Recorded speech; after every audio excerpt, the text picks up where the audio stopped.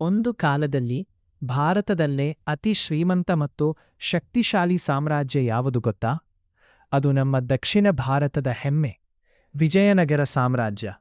ನಮಸ್ಕಾರ ಸ್ನೇಹಿತರೆ, ನಮ್ಮ ಚಾನೆಲ್ ಕನ್ನಡ ಎಲೀಟ್ಗೆ ನಿಮ್ಮೆಲ್ಲರಿಗೂ ಸ್ವಾಗತ.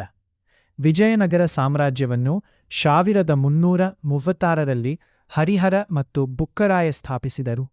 ಸಾಮ್ರಾಜ್ಯದ ರಾಜಧಾನಿ ಹಂಪಿಯಾಗಿತ್ತು. ಇದು ಆಗಿನ ಕಾಲದಲ್ಲಿ ವಿಶ್ವದ ಅತಿ ಶ್ರೀಮಂತ ನಗರಗಳಲ್ಲಿ ಒಂದಾಗಿತ್ತು. ವಿಜಯನಗರ ಸಾಮ್ರಾಜ್ಯದ ಅತ್ಯಂತ ಪ್ರಸಿದ್ಧ ರಾಜ ಕೃಷ್ಣದೇವರಾಯ. ಅವರ ಕಾಲದಲ್ಲಿ ಸಾಮ್ರಾಜ್ಯ ಅತ್ಯಂತ ವೈಭವವನ್ನು ಕಂಡಿತು. ಕಲೆ, ಸಾಹಿತ್ಯ, ದೇವಾಲಯಗಳು ಮತ್ತು ವ್ಯಾಪಾರದಲ್ಲಿ ವಿಜಯನಗರ ಸಾಮ್ರಾಜ್ಯ ಬಹಳ ಮುಂದುವರಿದಿತ್ತು. ಆದರೆ 1565ರಲ್ಲಿ ನಡೆದ ಬ್ಯಾಟಲ್ ಆಫ್ ತಾಲಿಕೋಟಾ ನಂತರ ವಿಜಯನಗರ ಸಾಮ್ರಾಜ್ಯ ನಿಧಾನವಾಗಿ ಕುಸಿಯಲು ಆರಂಭವಾಯಿತು. ಇದು ವಿಜಯನಗರ ಸಾಮ್ರಾಜ್ಯದ ವೈಭವದ ಒಂದು ಚಿಕ್ಕ ಕಥೆ.